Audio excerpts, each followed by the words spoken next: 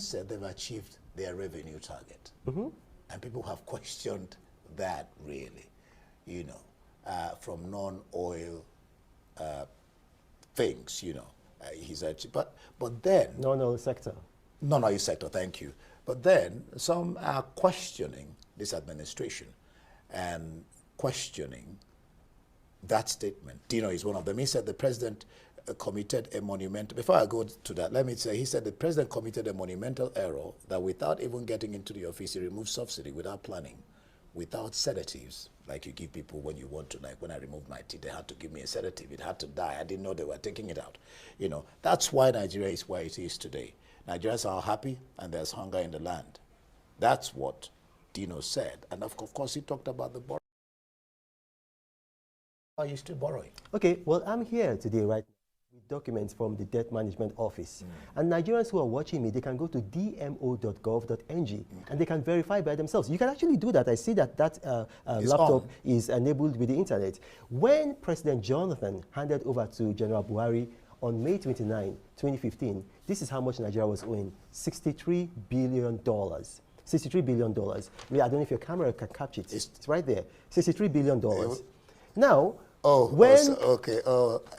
on. When General Buhari was handing over to President Bola Tinubu on May 29, 2023, this is how much Nigeria was owing. Doubled. It went from 63 billion to 113 billion.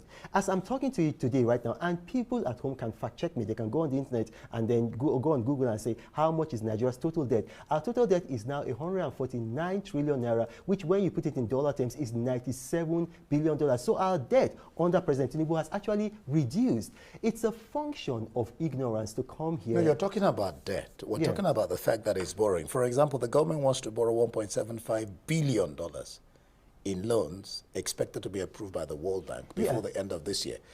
Also, the House of Reps has approved President Bola Tinubu's request for an additional $347 million loan under the federal government's 2025-26 external borrowing plan.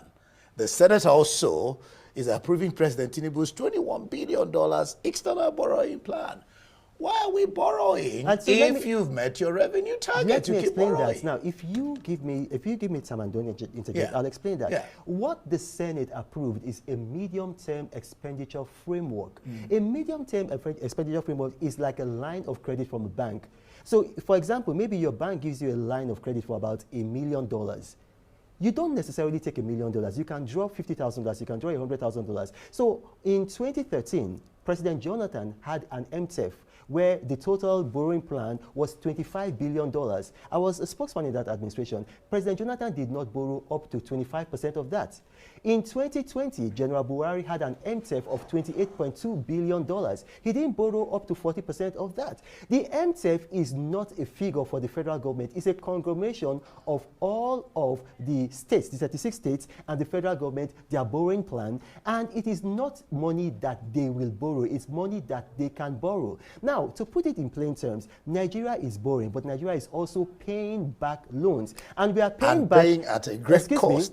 Excuse me. We are paying back loans at a faster rate than we are taking loans. And then these loans that you're talking about, like the World Bank loans and then some of these other loans, these are loans that any government would be unwise not to take. Because I'll give you an example. The U.S. Federal Reserve Bank... Before you give me the example, just add this because we don't have time. Economists who should know are warning that the rising loan pipeline could deepen fiscal pressures if not matched with stronger domestic revenue mobilization, which is where the problem is, and prudent expenditure management. Some have wondered why more loans when you say you have higher revenues, sort of double speaking, I mean, from the government. No, that's not double speaking. I mean, you're talking about economists. Are these economists that you mentioned, these unnamed economists, is any of them better than a first-class Harvard graduate in economics, Dr. Mrs. Ngozi Okonjo-Iweala, my friend, who came to Nigeria and said that the president has stabilized the economy? She had to rework that statement. She didn't rework that statement. Please, can I, let me land, please. And are any of them better than the governor of Anambra State, a former CBN governor, a first-class in economics from the University of Nigeria, who said the same thing? And look, listen, Nigeria's debt has reduced by 17 billion under this president. How is he able to do that? It's because of prudent management of resources. I'm going to give you a very good example. For the first time in, this is over a decade, Nigeria is now overshooting her OPEC quota. So it doesn't mean that when the World Bank gives you a loan of 0 interest that you're not going to take it, because the interest rate right now in the United States, it's because the Fed just reduced it, is 4.25, and then you have a World Bank giving you a loan of 0 to, very little interest rate. Every government will take that loan. It doesn't mean that you have not met your revenue target.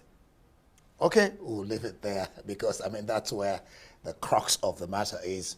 If I have enough money in my pocket, why do I go wrong? If I say I have enough money in my that's pocket, because you are not. That's because you are not an economist. Right. You know, we'll I understand how you're thinking that way. If, for example, we'll leave it there. We'll leave it there. Okay. We don't have all the time. Thank you so much. Author, social media influencer, Reno Mokri. It's been interesting discussing this issue with you. Thank you for having me, Indy. God bless you. Bless you too.